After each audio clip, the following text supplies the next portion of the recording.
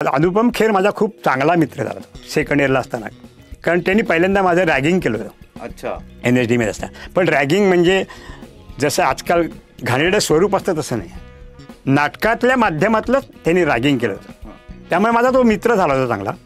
आणि अशा जागी भंकस करता करता मी ज्या काही दिग्दर्शकांनी अलकाजी सरांनी ॲक्शन दिलं त्याच्यापेक्षा काहीतरी वेगळे ॲक्शन करून हास्य मिळवले. ओके. ते नाटक संपलं आमचं. नाटक संपल्यानंतर अलकाजी सरांनी सगळ्यांना समोर बसवलं, मला प्रचंड फायर केलं. तुला माहिती आहे का तू काय करतेस ते? हे नाटक फार्स आहे का कॉमेडी आहे का तुला माहिती आहे का?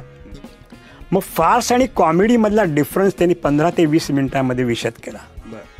ते मला फायर केल्याचं मला दुःख झालं नाही, पण मला एवढं मोठं ज्ञान त्यांनी इतक्या सोप्या पद्धतीने दिलं, कसं चालायचं असं प्रत्यक्ष करून दाखवलं.